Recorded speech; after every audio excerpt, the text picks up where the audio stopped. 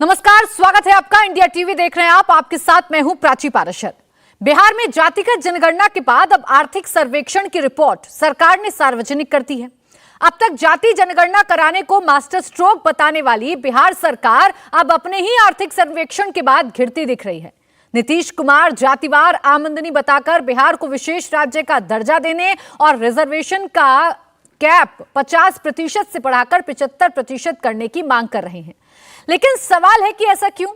ऐसा इसीलिए क्योंकि खुद नीतीश सरकार के ऑफिशियल आर्थिक सर्वेक्षण से पता चल चुका है कि बिहार की आर्थिक हालत कैसी है। लगभग 2 दशक नीतीश कुमार का शासन, उससे पहले 1.5 दशक आरजेडी का राज। बावजूद इसके अगर आज बिहार में गरीबी का आलम ऐसा है तो जिम्मेदार कौन है? नीतीश कुमार एंड कंपनी इस पर जवाब देने की बजाय आरक्षण बढ़ाने का दांव खेल रही है। लेकिन जो आंकड़े सामने आए हैं वो न सिर्फ बिहार बल्कि पूरे देश की चिंता बढ़ाने वाले हैं। आपको पहले नीतीश कुमार का विधानसभा में दिया हुआ बयान सुनवाती हूं, फिर डिटेल में आपको बताऊंगी कि आखिर कौन सी जाति का कैसा है बिहार में आर्थिक हाल। तो उनकी जनसंख्या अनुपात के आलोक में लगभग 65-64% है, जो बता दिए अभी आपको।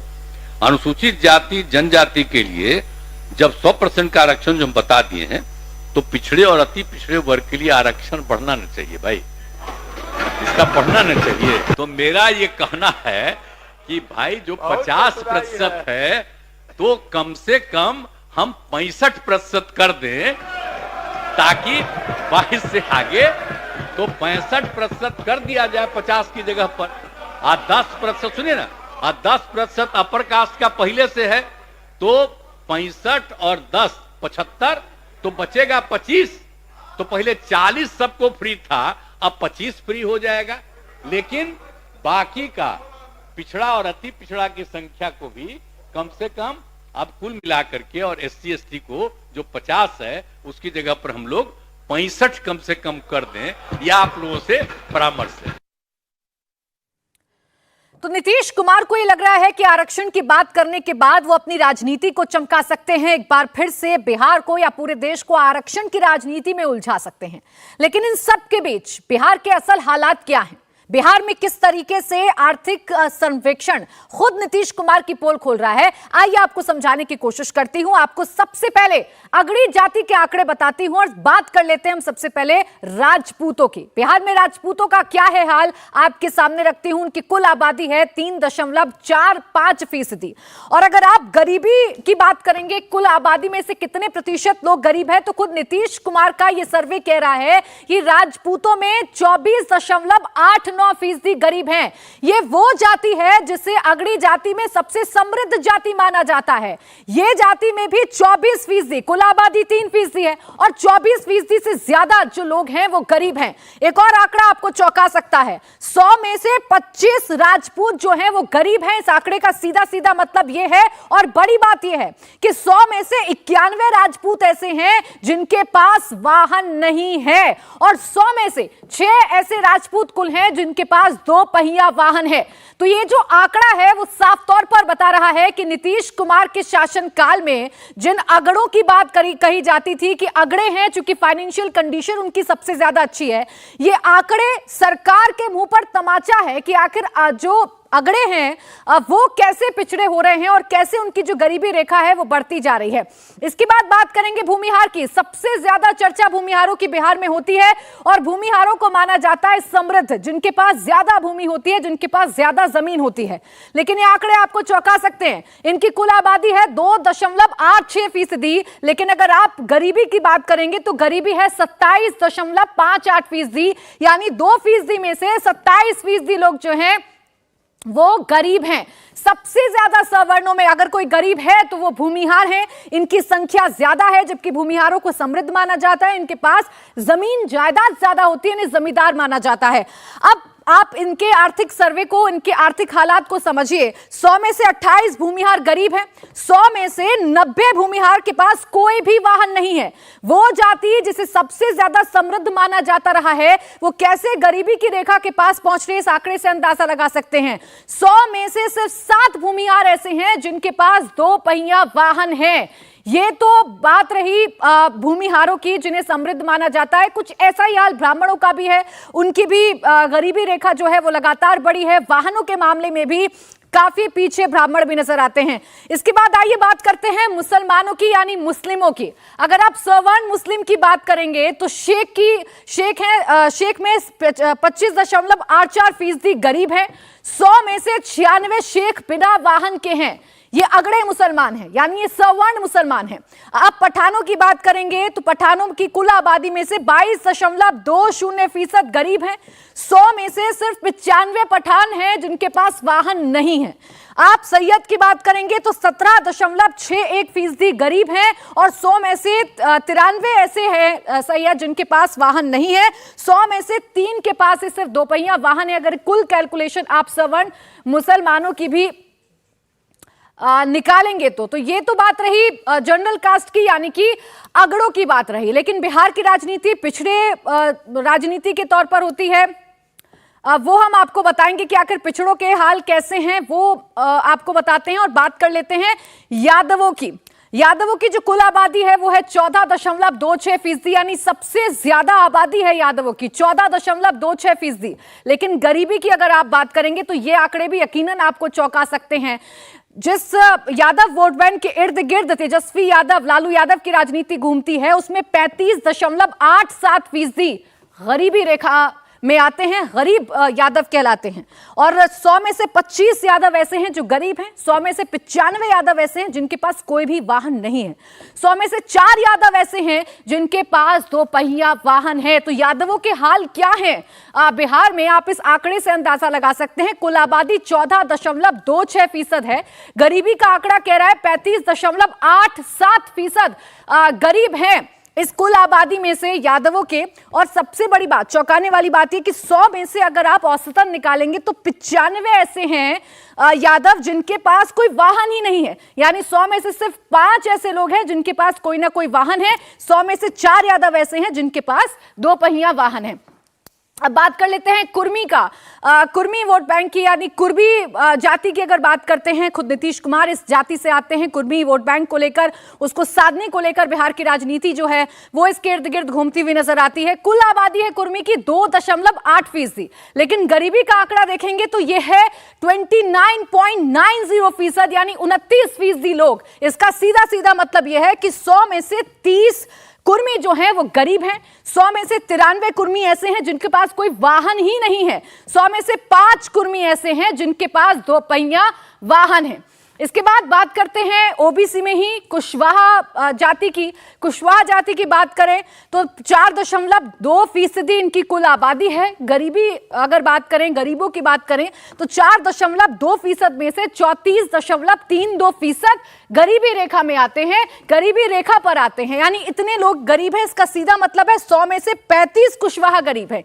100 में से 94 कुशवाहा के पास कोई भी वाहन नहीं है और 100 में से सिर्फ 5 कुशवाहा हैं जिनके पास दोपहिया वाहन है। तो ये बात रही ओबीसी वर्ग की। जनरल कास्ट में ही, अगड़ों में ही कायस्थ भी आते हैं। कायस्थों की आबादी की बात करें तो इनकी आबादी बहुत कम है, सबसे कम है। 0.6% आबादी है सिर्फ बिहार में कायस्थों की। लेकिन अगर आप गरीबी की बात करेंगे तो सबसे आप कह सकते हैं कि समृद्ध फिलहाल बिहार में कायस्थ नजर आ रहे हैं, क्योंकि कुल 13.83% गरीबी रेखा में लोग हैं 0.6% में से। अगर आप वाहनों की बात करेंगे, 100 में से सिर्फ 13 कायस्थ ही गरीब हैं। 100 में से 84 कायस्थ के पास कोई वाहन नहीं है। 100 में से 11 कायस्थ के पास दोपहिया वाहन है। इसके बाद आइए बात कर लेते हैं बनिया की। अगर आप कुल आबादी की बात करेंगे तो 2.32% इनकी आबादी है। गरीबी की अगर आप बात करेंगे, इतनी आबादी में से कुल 24.62% लोग गरीब हैं। इसका सीधा मतलब ये निकलता है कि 100 में से 25 बनिया गरीब हैं। 100 में से 91 बनिया के पास कोई वाहन नहीं है। 100 में से 6 बनिए ही ऐसे हैं जिनके पास दोपहिया वाहन है। तो यह है बिहार का पूरा लेखा जोखा। और बिहार का ये जो आर्थिक सर्वेक्षण आरक्षण है ये आपको बता देगा, ये आपको बताने के लिए काफी होगा कि जिस सुशासन की ताल ठोकते हुए नजर आते हैं, जिस सुशासन के दम पर नीतीश कुमार बिहार मॉडल की बात करते हुए नजर आते हैं, वो बिहार मॉडल दरअसल है क्या, उस बिहार मॉडल में आर्थिक हालात क्या हैं बिहार के, वो आपके सामने मैं रख चुकी हूं। इसी पर आइए आज करते हैं हम चर्चा की शुरुआत। मेरे साथ खास मेहमान जुड़ गए हैं, सिद्धार्थ यादव प्रवक्ता भारतीय जनता पार्टी, धीरेन्द्र कुमार प्रवक्ता एलजेपी, संगीत रागी राजनीतिक विश्लेषक के तौर पर हमारे साथ जुड़ गए हैं, आदिल हसन प्रवक्ता एआईएमआईएम और तहसीन पूनावाला राजनीतिक विश्लेषक के तौर पर हमारे साथ हैं। आप सभी का बहुत बहुत स्वागत है। मैं संगीत रागी जी आज आपके साथ शुरुआत करूंगी। आप चूंकि खुद बिहार से ताल्लुक रखते हैं, ये जिस तरीके के आंकड़े सामने आ रहे हैं, ये बिहार सरकार का मास्टर स्ट्रोक है या बिहार सरकार ने खुद सेल्फ कॉल कर लिया है आंकड़े जारी करके? देखिए, ये मैं बहुत पहले दिन से कह रहा था और किसी एक पत्रकार ने मुझे बहुत पहले बताया था, आज से 4 महीना पहले, कि नीतीश कुमार भी नहीं चाहते थे ये बात, लेकिन लालू के दबाव पर ये करना पड़ा उनको।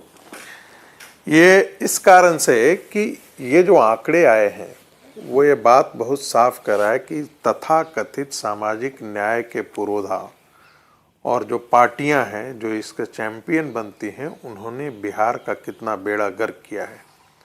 लालू और नीतीश ने, इन दोनों ने राज्य का नेतृत्व किया। पिछले 3 दशक से ये राज्य का नेतृत्व कर रहे हैं, 3 दशक से ज़्यादा हो गया। लेकिन जिस प्रकार से पश्चिम बंगाल को वामपंथियों ने, एक समय इंडस्ट्रियल स्टेट हुआ करता था वो, उसको चौपट कर दिया, वहाँ की शिक्षा व्यवस्था गर्त में ले जा कर के छोड़ दी, वैसा ही लगभग लालू और नीतीश के राज ने बिहार को इस स्थिति में ला दिया है। सबसे ज़्यादा आज दिल्ली में जो है, यदि कहाँ से लोग मरीज आते हैं एम्स में, आपको पता लग जाएगा ये बिहार से आने वाले हैं। उत्तर प्रदेश से नहीं आते हैं, ये राजस्थान से नहीं आते हैं, राजस्थान की सीमा भी लगती है, हरियाणा से तक से नहीं आते हैं, पंजाब से नहीं आते हैं। सबसे ज़्यादा यदि आपको बिहार से ही लोग हैं जो आकर के यहाँ, जो शिक्षा है, सबसे ज़्यादा शिक्षा के लिए लोग कहाँ भाग रहे हैं। बिहार की जो शिक्षा संस्थाएं हैं वो चौपट हो गई हैं, वहाँ पर स्कूलों में शिक्षक नहीं है, छतें खत्म हैं। ऐसी स्थिति में 6,000 उनका जो है मानदेय, 10,000 के मानदेय पर वहाँ पर जो है वो शिक्षक अपॉइंट किए गए हैं। उनकी आप दुर्दशा सोच सकते हैं कि ऐसे विद्यार्थियों की दुर्दशा, सबसे ज़्यादा लोग भाग करके आज दिल्ली या बड़े बड़े मेट्रो में जा रहे हैं, तो बिहार से पलायन हो रहा है। बिहार के अंदर इंडस्ट्रियल एरिया हुआ करते थे, उन इंडस्ट्रियल एरिया आज के दिन में चौपट हालात में हो गए हैं। आप गया इंडस्ट्रियल एरिया की बात कर लीजिए, Muzaffarpur industrial area, Hajipur industrial area हुआ करता था, Chhapra industrial, Buxar industrial area. आप उनका आकलन लगा करके देखिए कि कितना बिहार के अंदर कोई इन्वेस्टमेंट करने के लिए भी तैयार है या नहीं है। बिहार इस स्थिति में इसलिए आया है क्योंकि इन लोगों ने इस प्रकार की राजनीति की है, और जिसे आप कहते हैं कि इसे सवर्ण और जिसे आप अवर्ण बोलेंगे या ओबीसी बोलेंगे, इसका फासला देखने लायक है। बिहार के अंदर 25% ऐसे ब्राह्मण हैं जो गरीब जिनको कैटेगरी में रखा गया है। भूमिहार जो हैं वो 25%, राजपूत जो हैं वो 24%। एक सवाल उठता है, और ये बात मैं बहुत विनम्रता से सवाल उठाना चाहता हूँ। एक व्यक्ति का एक ही जन्म है, वो नहीं जानता कि अगला जन्म होगा नहीं होगा या नहीं होगा। वो ये भी नहीं जानता है कि उसके पूर्वजों ने कुछ किया था क्या नहीं किया था, ये नहीं जानकारी है उसके। वो इस दंड का, इस सिस्टम में, राजनीतिक और जो सिस्टम है उसमें वो दंड क्यों भोगता है, वो उसे ये दंडित क्यों किया जाता है। जो बिहार की राजनीति है वो मंडल की राजनीति जो है वो बिहार को आज भी उसी स्थिति में धकेले जा रही है। बाकी प्रदेश, बिल्कुल, देखिए संगीत रागी जी आरक्षण की बात तो कर रहे हैं नीतीश कुमार, लेकिन ये बताते हुए नजर नहीं आ रहे हैं कि आखिर इतने बुरे हाल बिहार के क्यों हो रहे हैं, जबकि लगभग 2 दशकों से उनका शासनकाल है। उससे पहले लालू यादव का शासनकाल था, तो बिहार को इस हालत में पहुंचाया किसने? सिद्धार्थ यादव जी, इस बात का जवाब तो नीतीश कुमार नहीं दे रहे हैं, लेकिन एक सुझाव जरूर दे रहे हैं कि अब हालात ऐसे ठीक किए जा सकते हैं कि आप आरक्षण की सीमा बढ़ाकर कर दीजिए 75%, ईडब्ल्यूएस 10% और जो बाकी आरक्षण है वो बढ़ाकर 65% कर दीजिए, टोटल हो जाएगा 75। क्या आप साथ देंगे नीतीश कुमार का और आरजेडी का? देखिए, सबसे पहले तो हमारे बिहार प्रदेश के जो प्रदेश के अध्यक्ष हैं उन्होंने बिहार के सदन में खड़े होकर के ही बिहार के संदर्भ में जो आज बात मुख्यमंत्री जी ने कही, उन्होंने निश्चित कहा कि आप इसको तो और बढ़ा दीजिए। अगर आपको समस्या का हल 2 दशक में रहने के बाद लगता है कि यह आरक्षण के बढ़ाने से हो जाएगा, तो आप 75 का 80 कर दीजिए, हम आपका बिहार के संदर्भ में साथ देंगे। पर बात यह है कि जब 2 दशक तक मुख्यमंत्री बिहार प्रदेश में शासन कर रहे हो और वहां पे 9% बच्चे, मात्र 9% विद्यार्थी आज तक 12वीं कक्षा में पहुंचे हो, 7% से कम वहां पे ग्रेजुएट हो पा रहे हो, 22% विद्यार्थी ऐसे हैं जो पहली से 5वीं कक्षा तक पढ़े हैं, मतलब लगभग 75% को शिक्षा भी नहीं मिल पा रही। उस पर नीतीश जी नहीं बोल पाए, कभी नहीं बोल पाए, उसके लिए कोई सर्वे नहीं कर पाए, या उसके लिए कभी आकर प्रेस कॉन्फ्रेंस करी होती या विधानसभा में कभी खड़े होकर के बोला होता। आज पूरे प्रदेश की क्या हालत है, मैं आपसे पूछता हूं, आरक्षण है किसके लिए? आरक्षण है शैक्षणिक और फिर नौकरी के लिए। आज शिक्षा के क्षेत्र में जाकर के कोई आरक्षण ले सकता है और उसके बाद नौकरी के लिए ले सकता है। जहां शिक्षा की हालत ऐसी हो कि 4-4 साल में, 5-5 साल में ग्रेजुएशन नहीं हो पा रही। देखिए 7% तो मात्र ग्रेजुएशन तक पहुंच पा रहे हैं, ग्रेजुएट हैं बिहार में, और वो भी 4 साल 5 साल में ग्रेजुएशन नहीं कर पा रहे। नौकरियों की हालत ऐसी हो कि पूरा देश जानता है कैसे बिहार के युवा को, विद्यार्थी को पलायन करना पड़ता है, अपने प्रदेश से बाहर जाना पड़ता है। इसके पीछे सिद्धार्थ यादव जी आप किसको जिम्मेदार मान रहे हैं? कौन जिम्मेदार है बिहार की इस हालत का? मैं आ रही हूं आदित्य। देखिए जिम्मेदारी तो बिल्कुल तय होनी ही पड़ेगी, और कोई हो या ना हो पूरी दुनिया में, पर जिन्होंने 2 दशक तक जो मुख्यमंत्री की गद्दी पर बैठे हुए ऐसे नीतीश कुमार जी को तो ये जिम्मेदारी करनी होगी और समस्या को भी सिद्धार्थ यादव जी, जब आप सत्ता के साथी थे तो आपने क्यों नहीं नीतीश कुमार की आंख खोलने की कोशिश की? ये पल भर के आंकड़े तो है नहीं, ये 1-2 दिन में पैदा हुए गरीबी के हालात तो है नहीं। आप भी सत्ता में साझी रहे हैं नीतीश कुमार के साथ, तब क्यों नहीं आपने बिहार के हालात सुधारे? नहीं, बिल्कुल आपने बहुत अच्छी बात करी, और जब हम उनके साथ सत्ता में थे इसलिए हमारी प्राथमिकताएं शायद अलग थी, इसीलिए हम ऐसे विषयों पर काम करने के लिए कहते थे। आज मात्र ये नहीं है कि आप बोल क्या रहे हैं, मात्र ये है कि आपकी प्राथमिकता क्या हो गई। आज एक आंकड़ा पहले निकाला जिसमें आर्थिक सर्वेक्षण नहीं करा, आपने ये भी नहीं जानने की कोशिश करी थी कि गरीब कौन है, क्योंकि मात्र आपको राजनीतिक रोटियां सेकने के लिए पहले नंबर निकाल करके लाना था। उस नंबर के भी बड़ा एक छुपा रुस्तम सरकार है। अगर नंबर भी देना था तो खुलकर दे देते कि कहां पर किस पंचायत स्तर में कौन किस जाति का रहता है, आप वो भी नहीं कर पाए। ये पूरा एक पॉलिटिकल प्रोपेगेंडा है। जब हम सत्ता में थे, पॉलिटिकल प्रोपेगेंडा कर रहे हैं सिद्धार्थ यादव जी, लेकिन सवाल तो आप लोगों पर भी खड़े होंगे ना, उतने ही जिम्मेदार आप लोग भी तो हैं। ऐसा तो नहीं है कि सत्ता में आप नहीं थे, बेशक नीतीश कुमार के साथ ही सही, तब तो सुशासन बाबू का सुशासन आपको बहुत अच्छा लगता था, अब एकाएक बहुत कमियां नजर आने लगी। देखिए मैं फिर दोहरा देता हूं, ये बात प्राथमिकताओं की है। हम कह रहे हैं हमारी प्राथमिकता पहले भी ऐसी थी और आज भी यही है। आज क्यों नहीं सुधार पाए बिहार को सिद्धार्थ यादव जी? अगर आपकी प्राथमिकता थी तो बिहार के आंकड़ों में तो रिफ्लेक्शन हो जाता, कम से कम साथ तो थे ना आप नीतीश कुमार के सत्ता में। नहीं, बिल्कुल आंकड़ों में रिफ्लेक्शन होना चाहिए था, और शायद इसीलिए था कि हम कभी हो सकता है मुख्यमंत्री नहीं बना पाए होंगे, हो सकता है कि जनता ने हमें पूरा उतना समर्थन नहीं दिया, और हो सकता है जब हमें समर्थन मिलेगा तो इस व्यवस्थाओं को हम बदलेंगे। कई बार हमें ऑप्शन भी बिहार को क्या था, हमें तो सिद्धार्थ जी ये मजबूरी आपको पहले भी जतानी चाहिए थी। अब नीतीश कुमार आपसे अलग हैं तो उनका सुशासन आपको नहीं दिखता, वरना आप ही सुशासन बाबू के नाम से खूब उनकी तारीफें किया करते थे। खैर, मैं आदिल हसन जी, मेरे को उत्तर नहीं, अब आप मेरे को उत्तर देने का अवसर दीजिए। आप बोलिए जल्दी से खेलेंगे तो नहीं हो पाएगा। जल्दी से मैं जवाब दे देता हूं, मैं बिल्कुल जवाब देता हूं। देखिए हमारे पास भी ऑप्शन क्या था कि बिहार प्रदेश के अंदर हमें सुशासन लाना था, एक और हमें चारा घोटाले वालों से बचाना था, एक और हमें सामाजिक न्याय के नाम पर छलने वालों से बचाना था, तो हमने कहीं ना कहीं नीतीश जी को चुना। आज बिहार की स्थिति है, हम उनके साथ सत्ता में रहे, मुख्यमंत्री नहीं रह पाए, कुछ जिम्मेदारी हम लेते हैं, पर आज की क्या प्राथमिकता होगी किसी भी सरकार की, सिद्धार्थ यादव जी, लेकिन छोटा मोटा समय नहीं है ना, 2 दशक लगभग नीतीश कुमार सत्ता में रहे हैं और इन 2 दशकों में आपका भी भरपूर साथ उन्हें मिला है। आप तब नहीं सुधार पाए तो अब क्या सुधारेंगे, सवाल ये है। मैं आ रही हूं तहसीन जी आपके पास, एक आदिल जी का छोटा सा कमेंट ले लूं। आदिल जी, अब तो देखिए मुसलमानों का भी खुलकर सामने आ गया है, पिछड़ों की तो बात छोड़ दीजिए, जो अगड़े मुसलमान हैं उनकी हालत भी बद से बदतर हो गई है बिहार में, तो कौन है जिम्मेदार? मैम इस पूरे खेल का लालू जी, नीतीश जी यानी जदयू, राजद और भाजपा तीनों बराबर के जिम्मेदार है। भाजपा भाग नहीं सकती है, 2005 से लेके मलाई खाया, हेल्थ मिनिस्ट्री शुरू से लेकर आखिरी मोमेंट तक भाजपा के पास रहा। नीतीश जी पर तो मैं बोलता एफआईआर होना चाहिए।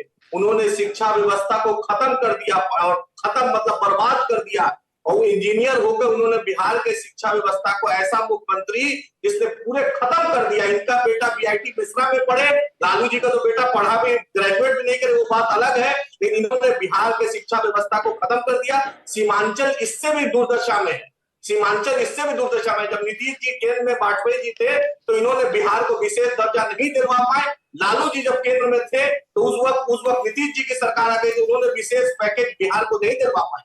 और आपको वो भाजपा उतना ही जिम्मेदार है। जब महागठबंधन 15 में बना था, जीते थे नीतीश जी, लेकिन रातों रात भाजपा सत्ता की मलाई खाने में 2017 में नीतीश जी को फिर से मुख्यमंत्री बनाया। पटना यूनिवर्सिटी को हमारी मांग प्रधानमंत्री के सामने था कि सेंट्रल यूनिवर्सिटी का दर्जा दिया, इन्होंने नहीं दिया। एएमयू किशनगंज को इन्होंने 1 रुपया नहीं दिया। सीमांचल का कोसी डैम को 1 रुपया नहीं दिया। बिहार में एनएचएआई का जो पैसा है सिर्फ ठीक है आदिल हसन जी, यानी आप सबको बराबर का जिम्मेदार मानते हैं, चाहे बीजेपी हो, चाहे जेडी हो, चाहे फिर वो आरजेडी क्यों ना हो। मैं सिद्धार्थ जी से इस बात का जवाब लूंगी, उससे पहले 2 और मेहमानों को मैं चर्चा में इंक्लूड कर लूं। तहसीन पूनावाला जी, ऐसा तो नहीं कि अपने ही जाल में नीतीश कुमार खुद फंस गए हैं या वहां पर जो सरकार है वो खुद फंस गई है महागठबंधन की? आपने आंकड़े तो जारी कर दिए, लेकिन ये तो बताएंगे कि जिम्मेदार कौन है बिहार की इस हालत के? प्राची जी, आपके शो में शिरकत करने का मौका मिला दोबारा से, इसलिए मैं आपका शुक्रगुजार हूँ। और संगीत रागी जी की बात से मैं बिल्कुल शुरुआती बात से इत्तेफाक करता हूँ कि एक जमाने में बिहार एक इंडस्ट्रियल स्टेट हुआ करता था, कांग्रेस का जमाना था, कांग्रेस की वहां पर हुकूमत थी और बिहार सबसे प्रोग्रेसिव स्टेट्स में माना जाता था। उसके बाद जो दौर आया 2005 से लेकर आज तक लगातार भाजपा और नीतीश कुमार जी का जो दौर आया, बट मैं शुरुआत की बात कर रहा हूँ, लेकिन जो नीतीश जी और भाजपा का जो दौर आया और खास करके भाजपा, क्योंकि जिन आंकड़ों पर सिद्धार्थ भाई बात कर रहे थे, स्वास्थ्य मंत्रालय और एजुकेशन, ये 2 मंत्रालय में अभी फैक्ट चेक कर रहा था, 18 में से 13 साल भाजपा के पास थे, लगभग 13 साल।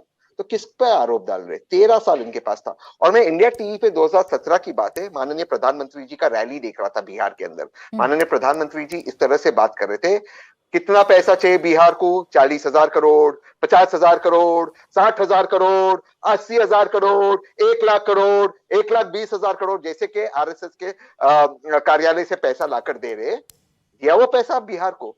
तो भाजपा इसके लिए पूरी तरह से जिम्मेदार है। बिल्कुल इसका दोष नीतीश कुमार जी पर भी जाता है। इसलिए अब जब कांग्रेस इस गठबंधन का साथ दे रही है, बिहार दोबारा से प्रगति के रास्ते पर आएगा, क्योंकि देश ने भी देखा है कि सबसे ज्यादा अगर जीडीपी ग्रोथ हुआ है वो 2004 से लेकर 2014 तक, ओल्ड आंकड़ों में, नए आंकड़ों में भी कम, तो कांग्रेस ही प्रोग्रेस कर सकती है। इसलिए बिहार की आवाम अब कांग्रेस को चुने। क्या प्रोग्रेस कर दिया? क्या प्रोग्रेस कर दिया आपने? क्या प्रोग्रेस करके दिखा दिया? तहसीन जी, आपको क्या प्रोग्रेस नजर आ रही है? क्या नजर आ रहा है आपको आंकड़ों में? छोटा सा बता दीजिए जल्दी से। एक छोटी सी टिप्पणी करूं, एक छोटी टिप्पणी करना चाहता हूँ। नहीं, बिल्कुल कीजिए संगीत भाई मेरे बात। 2004 से 2014 के मैं देश की जीडीपी के आंकड़ों की बात कर रहा हूँ और इससे साबित होता है कि कांग्रेस आया। छत्तीसगढ़ देख लीजिए, हर मॉडल पर छत्तीसगढ़ बिहार से, लेकिन अभी भी तो सरकार में साथ है ना कांग्रेस। आप उन लोगों के साथ हैं जो बिहार को लूटते हुए नजर आ रहे हैं। आंकड़े तो कम से कम ये बता रहे हैं ना कि बिहार के लिए कुछ नहीं किया। आप भी लगाकर नीतीश कुमार को साइडलाइन नहीं कर सकते ना। थे तो मुख्यमंत्री वही, मंत्रालय अगर भारतीय जनता पार्टी के पास थे तो मुख्यमंत्री के पास तो पावर होती है ना कि बोले कि भाई करिए काम, क्यों नहीं करते हैं आप काम? आप शिक्षा व्यवस्था को सुधारिए, आप हेल्थ व्यवस्था को सुधारिए। हाँ, पर भाजपा की लूट चल रही थी इन 2 विभागों में। लेकिन अब मैं आपको एक चीज बता देता हूँ, जो छत्तीसगढ़ के आंकड़े थे 2017-18 के पहले, छत्तीसगढ़ बिहार से भी पीछे था। आज सबसे कम बेरोजगारी छत्तीसगढ़ में, सबसे अच्छा प्रोग्रेस छत्तीसगढ़। ठीक है, आप छत्तीसगढ़ मॉडल की तारीफ बेशक करिए, लेकिन अगर बिहार की बात करेंगे तो बिहार में तो सभी जिम्मेदार नजर आ रहे हैं। धीरेन्द्र जी, बिहार की हालत के पीछे जिम्मेदार कौन है? नीतीश कुमार तो अभी भी बड़े आश्वस्त हैं, बड़े कॉन्फिडेंस पे हैं। वो कह रहे हैं हमने करके दिखाया, हमने जातिगत सर्वे भी करके दिखाया, हमने जो सर्वेक्षण है आर्थिक आधार पर वो भी बताया और सुधारेंगे भी हम। प्राची जी, सबसे पहले तो अभी तहसीन पूनावाला जी को सुन रहे थे, उन्होंने कहा था कि कांग्रेस के समय में ये उद्योग लगा था। ये हमारे संगीत रागी जी का जवाब ये देना चाह रहे थे। और जब से लालू प्रसाद जी ने बर्बादी का कहानी लिखना स्टार्ट किया तब से तो साथ दे रही है कांग्रेस, अब बदस्तूर आज तक वो जारी है। तो बिहार को बर्बाद करने में जितना लालू प्रसाद जी का योगदान रहा और कांग्रेस पार्टी का योगदान रहा, अब उसी फेरिज को आगे बढ़ाते हुए नीतीश कुमार जी जा रहे हैं। बिना विजन के सरकार चला रहे हैं ये लोग।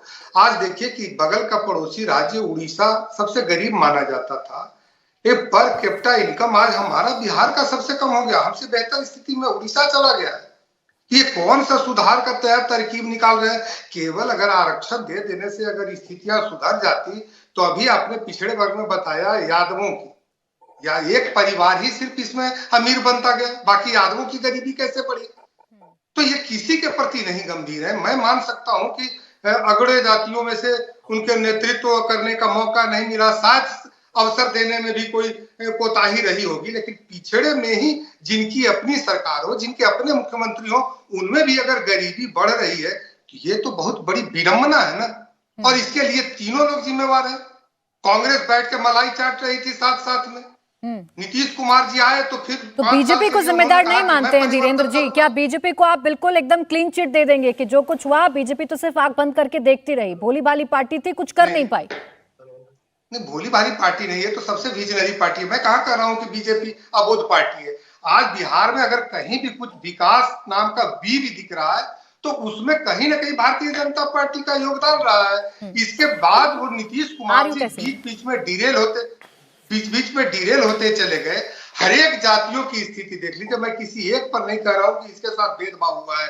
मुझे तो आश्चर्य तब होता है कि गठबंधन की सरकार चलाने का मतलब क्या है? एक साथी अगर आपका भटक रहा है तो हाथ पकड़ के उसे लाना होगा ना कि हम क्यों साथ आए हैं। इतने दिन तो आप लोग गठबंधन में रहे ना साथ में, भटके हुए को रास्ता क्यों नहीं दिखाया? नहीं, भटके हुए को रास्ता ही तो हम लोग दिखलाए हैं। तब आज स्थिति ये आई है कि दो केंद्रीय विश्वविद्यालय इस बिहार में हम लोगों ने देने का काम किया, लेकिन पढ़ाने का, उसको सही समय पर चलाने का और बाकी मुहैया कराने का तो जिम्मेवारी। ठीक है, बहुत छोटा सा काउंटर करिएगा तहसीन जी, फिर संगीत रागी जी इंतजार कर रहे हैं। हमने देखा था कि एलजेपी को पहले बता दो, ये जो हेलीकॉप्टर पीछे धीरेन्द्र भाई के पीछे जो हेलीकॉप्टर है, ये हेलीकॉप्टर जिस दिशा में जो सत्ता में आते उस दिशा में जाते, वरना स्वर्गवासी रामविलास पासवान जी तो लालू जी के साथ और गठबंधन में थे, नीतीश जी के साथ, फिर गए भाजपा के साथ। तो जिस दिशा में जो सत्ता में आता वो हेलीकॉप्टर को आप उस दिशा में मोड़ लेते, तो कम से कम एलजेपी तो बात ना करे। और हमने देखा माननीय प्रधानमंत्री जी ने कहा बिहार के अंदर मैंने एम्स दिया, और फिर इंडिया टीवी ने वो विजुअल्स दिखाए एम्स के, सिर्फ जमीन थी। तो भाजपा ने सिर्फ बिहार को ठगने का काम किया है और ठगने के सिवा और कुछ नहीं किया है।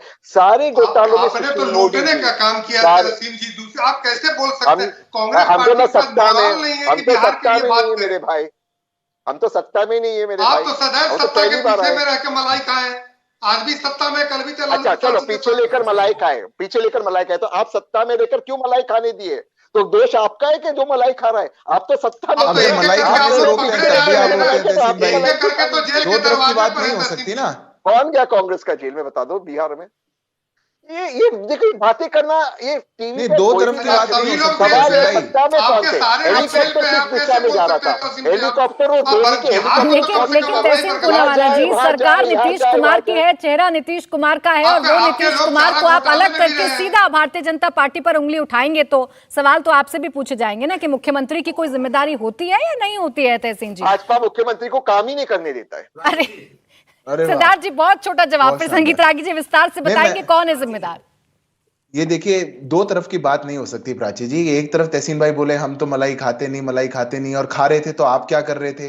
अरे जब हम आपको पकड़ते हैं, पूरे हर प्रदेश में आप लोग मलाई खाते हुए, अब आपके सारे मुख्यमंत्री तक लोग जेलों में जाने की इंतजार में बैठे हुए हैं, जब आपका पूरा भ्रष्टाचार जो पूरे डीएनए में आपके घुसा हुआ है, कोई प्रधानमंत्री आपका नहीं रहा जिसके काल में आपके मंत्री, यहाँ तक कि प्रधानमंत्रियों तक भ्रष्टाचार के छींटे ना गए हो, और जब उस पर कार्रवाई होती है तो आप बोलते हैं अरे पीछे क्यों पड़ गए, ईडी तो चुनावी टूल है, ईडी तो ऐसा है। आपने छत्तीसगढ़ में आज पोलिंग हुई है, क्या आपके मुख्यमंत्री वहां पे 508 करोड़ रुपए, बताओ, बेटिंग, मतलब इतना विविडली आप लोग भ्रष्टाचार करते हैं कि काउ डंग से लेकर के सट्टा ऐप तक पूरी सत्ता को सट्टा से चला रहे थे आप, और उसके बाद आप कहते हो कि आपने रोकते क्यों नहीं, रोकते क्यों नहीं, रोकते। दूसरी बात, आपको बहुत अच्छा लग रहा है आज, आपको तो भारतीय जनता पार्टी से विशेष स्वाभाविक है प्रेम होना भी चाहिए। 10 साल तक आपको सत्ता को बाहर निकाला और जो आपने अन्याय इस देश के साथ किया था वो आपको याद दिला दिया, पर नीतीश बाबू के लिए भी कुछ कह लीजिए। या ये इंडिया गठबंधन जो आपने बनाया है, ये उसकी कुछ मजबूरी है क्या? वहां पे साथ हैं क्या? अब नीतीश जी की सारी गलतियां माफ? आज इनकी जो मजबूरी है कि आपकी भी वही मजबूरी थी सिद्धार्थ यादव जी। मैं तो घूम फिर के यही सवाल पूछ रही हूँ। मुझे तो बिहार में जितनी भी सरकारें नजर आ रही हैं, कितना काम कर दिया उसका ही ब्यौरा दे दीजिए। आपने कितना बिहार को गरीबी रेखा से निकालकर बाहर खड़ा कर दिया, बताइए।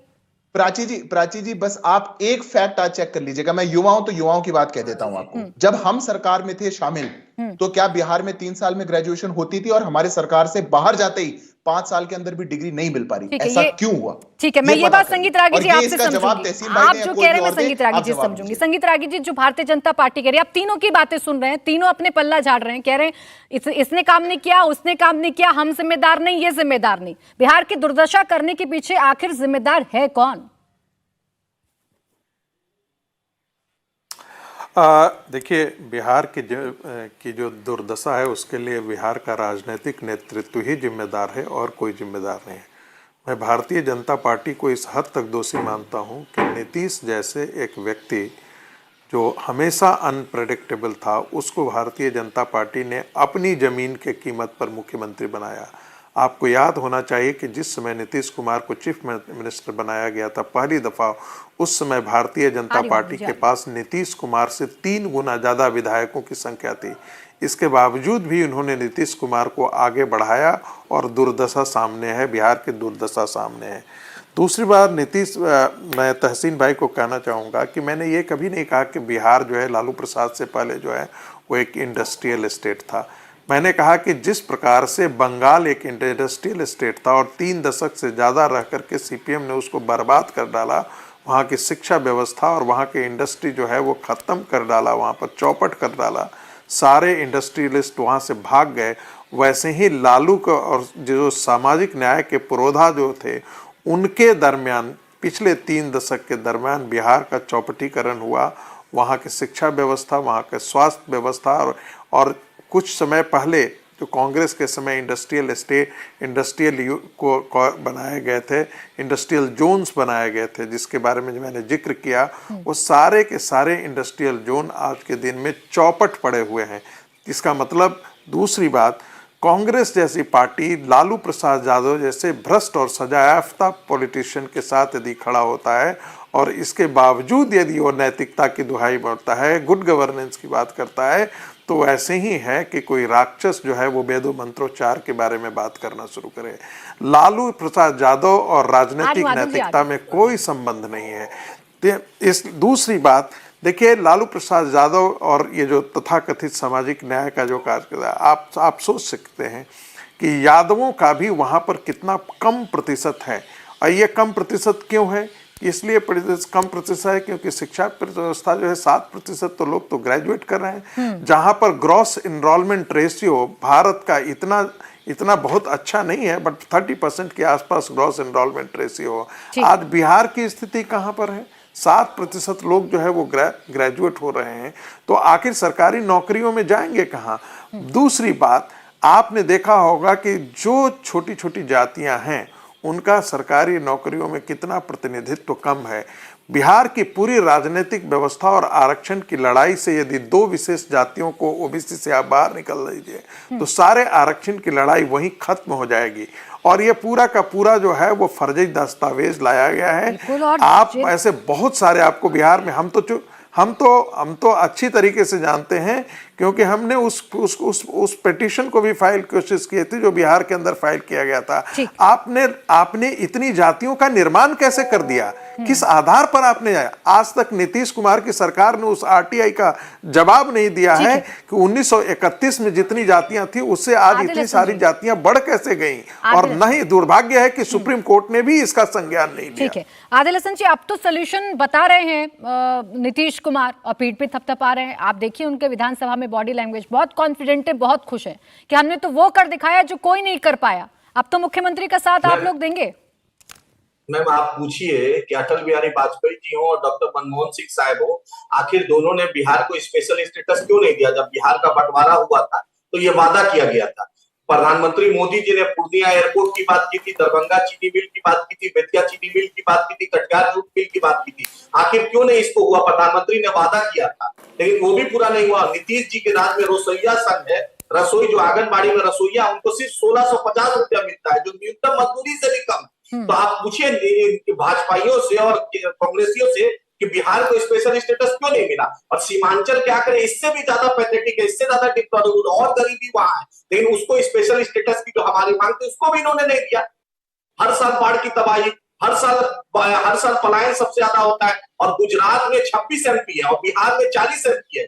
गुजरात में फैक्ट्रियां लग रही है और 40-40 एमपी बिहार से भाजपा को जिताया जा रहा है, एनडीए को जिताया जा रहा है, और 26 एमपी वाला प्रदेश फैक्ट्री का मालिक है और 40 एमपी वाला प्रदेश मजदूरी का सेंटर बना हुआ है। ये भाजपा, जदयू, राजद तीनों ने उतना ही नुकसान पहुंचाया। धीरेन्द्र कुमार जी, जो प्रश्न आदिल हसन जी पूछ रहे हैं, ये प्रश्न क्यों ना पूछा जाए कि राजनीति के लिहाज से जो प्रदेश आपके लिए इतना जरूरी है, वहां के आंकड़े इतने चौंकाने वाले हैं। अगड़ी जाति जिसकी फाइनेंशियल कंडीशन का हवाला दिया जाता है वो इतनी पिछड़ी हुई है, तो बाकी तो आप छोड़ ही दीजिए, क्यों नहीं देते विशेष राज्य का दर्जा?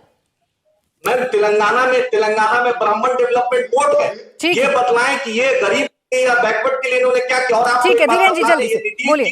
मैम, नीतीश जी ने एक सेकंड आदिल जी, बस 1 मिनट रुक जाइए, सवाल का जवाब आने दीजिए। गंभीर सवाल आपने पूछा, बोलिए धीरेन्द्र जी, बोलिए।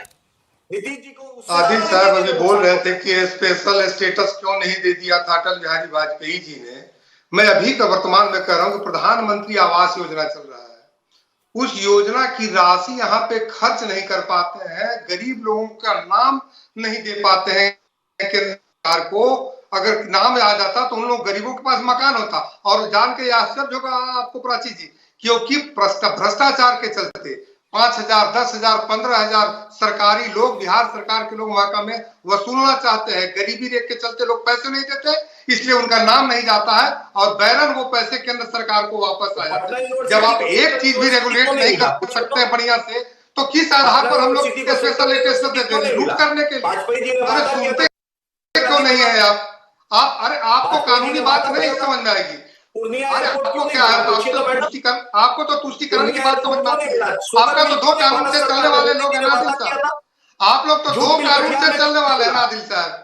एक तो भारत का कानून अलग हो गया, दूसरा सरिया कानून अलग हो गया। सरिया कानून से चलने वाले लोग भारतीय कानून में नहीं, लेकिन धीरेन्द्र जी, आदिल हसन ने एक बार भी तुष्टिकरण की बात नहीं की, एक बार भी जाति की बात नहीं की, एक बार भी उन्होंने धर्म की बात नहीं की। उन्होंने बिहार का होने के नाते बिहार की बात कही है धीरेन्द्र जी, और आप उलझाने की कोशिश कर रहे हैं। हम तो भेजते हैं, ये नहीं करते, हम तो ये करते हैं। इस राजनीति ने खराब किया बिहार को। एक सेकंड आदिल जी, एक सेकंड। ये सरकार जो है पूरे तौर पे तुष्टीकरण के लिए ही, और जितनी भी देख रहे हैं ये समस्याओं का जड़ सिर्फ और सिर्फ तुष्टीकरण, वोट की राजनीति अपनों को भी नहीं छोड़ी है। लालू प्रसाद जी ने यादवों का भी सत्यानाश किया है, नीतीश कुमार जी ने कुर्मियों का भी सत्यानाश। क्यों नहीं विशेष राज्य का दर्जा देते? नीतीश कुमार तो बार बार कहते हैं ना अलग हो गए क्योंकि विशेष राज्य का दर्जा नहीं देते हमें जितनी मदद मिलनी चाहिए एक पिछड़े राज्य होने के नाते वो मदद नहीं देते, तो दिलवाइए ना फिर। इतनी चिंता है बिहार की? बिल्कुल नहीं है। सरकार के मनसा पे भ्रष्टाचारी लोग सरकार के गद्दी पर बैठे हुए हैं, जब वो अपनों को नहीं छोड़ रहे हैं। मैं तो यादवों के लिए तरस खाता हूँ कि यादव परिवारों का सरकार होते हुए भी अमीर सिर्फ एक ही परिवार को। जी, आप तो तरस खाते हैं, लेकिन इस तरस खाने के अलावा बिहार को आप लोगों ने दिया क्या? मेन प्रश्न तो ये है। आप सब लोग बारी बारी से सत्ता में रहे, लेकिन बिहार को किसने क्या दिया वो कम से कम आंकड़े बता रहे हैं। एक कमेंट तहसीन पूनावाला जी, एक सेकंड। तहसीन पूनावाला जी, जिस जातियों की राजनीति में उलझाने की बात करते हैं, जिस ओबीसी वोट बैंक की सबसे ज्यादा चिंता राहुल गांधी को रहती है, देख लीजिए हालात क्या है। यादव जिनकी सबसे ज्यादा संख्या है 35% गरीब हैं। आप बात कर लीजिए कुर्मी की, 29% गरीब हैं। ऐसे सुधारेंगे क्या ओबीसी को? नहीं, इसके लिए तो आपको स्पेशल इकोनॉमिक डेवलपमेंट की जरूरत थी। और कांग्रेस की जब सरकार थी केंद्र के अंदर 12,000 करोड़ का उन्होंने पैकेज दिया था बिहार को, interim package. Raghuram Rajan committee ने फिर उसको बनाया, उसने कहा कि इनको स्पेशल स्टेटस मिलना चाहिए, लेकिन तब तक भारतीय जनता पार्टी की सरकार आ गई। एम्स दरभंगा के लिए मनमोहन सिंह जी ने 350 करोड़ का प्रोविजनल वो दिया पैकेज। ये है एम्स दरभंगा, आज माननीय प्रधानमंत्री जी ने बनाए एम्स दरभंगा की तस्वीरें। का एम्स दरभंगा, वही माननीय प्रधानमंत्री 12,000 करोड़ तो रिलीज हो गया, 350 करोड़ एम्स दरभंगा का है। अरे जमीन केंद्र की सरकार देगी, जमीन केंद्र की सरकार देगी। एक मिनट, थोड़ा धीरेन्द्र भाई, थोड़ा हेलीकॉप्टर सरकार देती है भाई। अरे धीरेन्द्र भाई, हेलीकॉप्टर को थोड़ा ग्राउंड कीजिए। जमीन तो स्टेट गवर्नमेंट करेगी ना, तो स्टेट गवर्नमेंट भाजपा की और वही तो सरकार नहीं दे रही है। क्यों नहीं किया, वही तो पूछ रहा हूँ। और अच्छा ठीक है तहसीन जी, मुझे खत्म करना है। मुझे आप ये सिर्फ इतना बता दीजिए कि एक राज्य के विकास में राज्य सरकार की कोई भूमिका होती है या सब कुछ केंद्र ही करेगा? बिल्कुल होती है।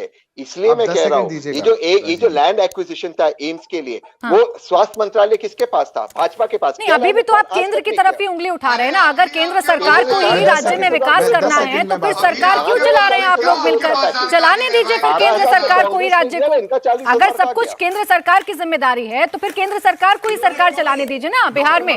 फिर क्यों आप लोग सत्ता में बैठे गठबंधन बनाकर? मेरे पास समय बस यहीं तक था। बहुत शुक्रिया। मैं माफी चाहूंगी सिद्धार्थ जी, आपके पास नहीं आ पाऊंगी। बहुत शुक्रिया आप सभी का हमारे साथ इस चर्चा में जुड़ने के लिए। तो मुकाबला में आज की डिबेट के बाद ये तो समझ में आ रहा है कि नीतीश कुमार जिस जातिगत जनगणना को लेकर, जिस आर्थिक सर्वेक्षण को लेकर अपनी पीठ थपथपाते हुए नजर आ रहे थे, अब आरक्षण की मांग करते हुए एक राजनीतिक स्टंट खेलते हुए नजर आ रहे हैं। लेकिन उनके गले की फांस ये आरक्षण और ये आंकड़े ही बनते हुए नजर आएंगे, क्योंकि जवाब नीतीश कुमार को देना होगा कि 2 दशक की राजनीति में, 2 दशक के सत्ता में आखिर बिहार के लिए उन्होंने क्या किया।